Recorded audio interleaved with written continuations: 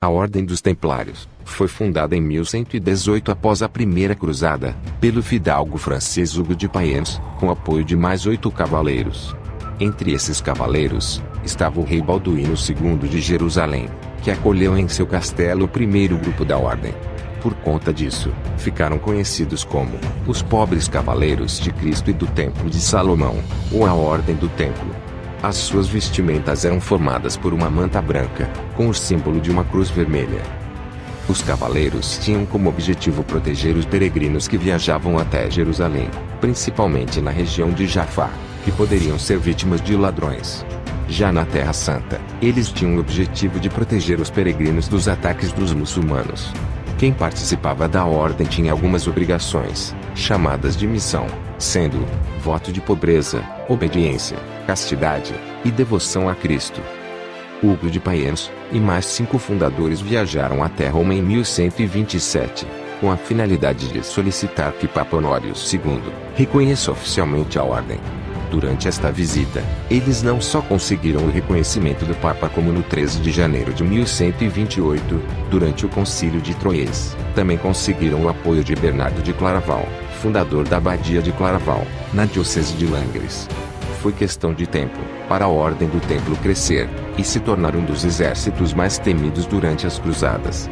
Seus membros que não combatiam eram qualificados para gerir uma grande infraestrutura econômica, inovando em técnicas financeiras, que seria o início do sistema bancário, e criando fortificações por todo o território europeu e na Terra Santa.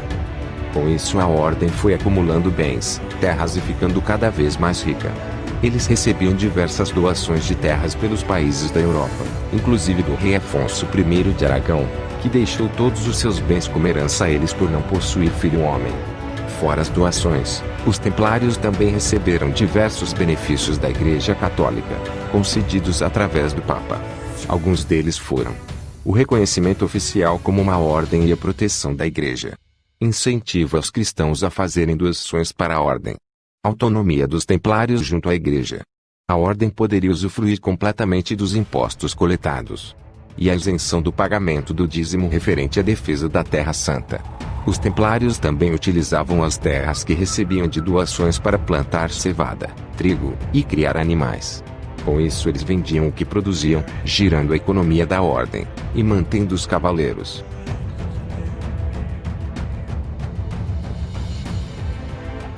Com o acúmulo de poder e riquezas pelos templários, nobres e reis importantes se sentiram incomodados.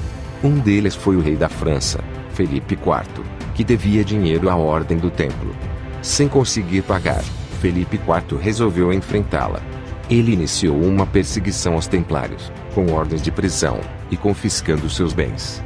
A perseguição passou a se espalhar por outras regiões da Europa, e os cavaleiros passaram a ser acusados de blasfêmia e heresia, além de corrupção, homossexualidade e aliança com o Islã.